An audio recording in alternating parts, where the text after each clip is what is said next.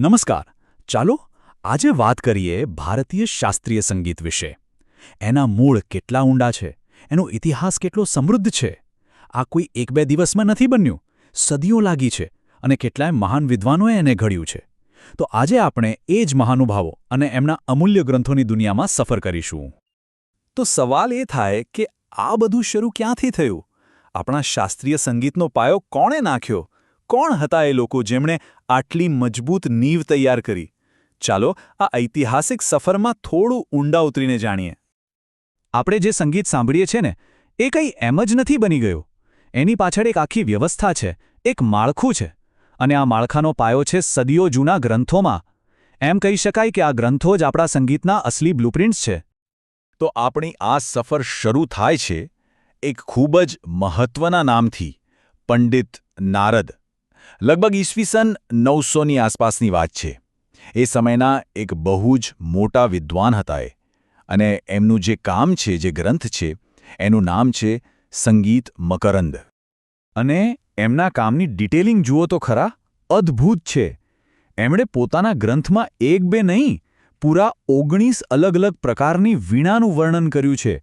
વિચારો, એ જમાનામાં પણ વાદ્યોમાં કેટલી બધી વેરાયટી અને કેટલી ઊંડી સમજ હતી.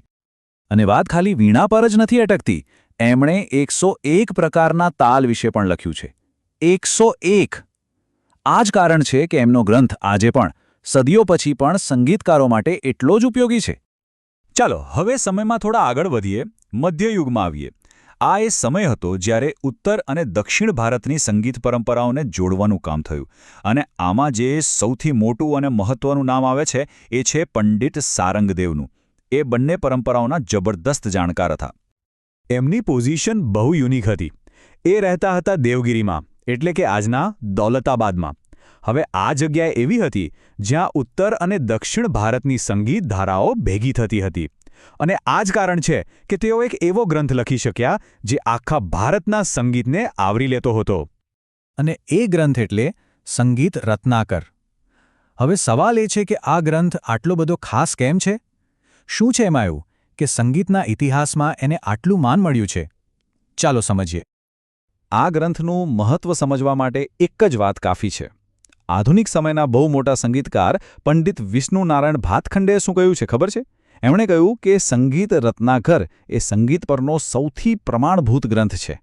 બસ આ એક વાક્ય જ એનું મહત્વ સમજાવી દે છે. તો એકદમ ટૂંકમાં કહીએ તો પંડિત સારંગદેવનો આ ગ્રંથ સંગીત રત્નાકર સંગીતના દરેક પાસાને સમજવા માટેનો આધારસ્તંભ છે. એની કોઈ સરખામણી જ નથી. સારું, હવે મધ્યયુગના જ બીજા બે દિગ્ગજોની વાત કરીએ.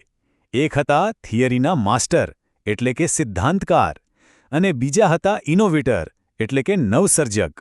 બંનેએ પરંપરાને પોતપોતાની રીતે આગળ વધારી. પહેલા વાત કરીએ પંડિત અહોબલની. એમણે એક ક્રાંતિકારી કોન્સેપ્ટ આપ્યો. એમણે કહ્યું કે દરેક રાગનું પોતાનું એક સ્વતંત્ર અસ્તિત્વ છે, એની પોતાની એક અલગ ઓળખ છે. અને આ નાનકડી વાત જ ઉત્તર ભારતીય શાસ્ત્રીય સંગીતનો પાયો બની ગઈ. અને એમનું સૌથી મોટું યોગદાન શું હતું? સ્વરોનું ચોક્કસ વર્ગીકરણ. એમણે સંગીતમાં કુલ 29 પ્રકારના સ્વરો ઓળખી કાઢ્યા.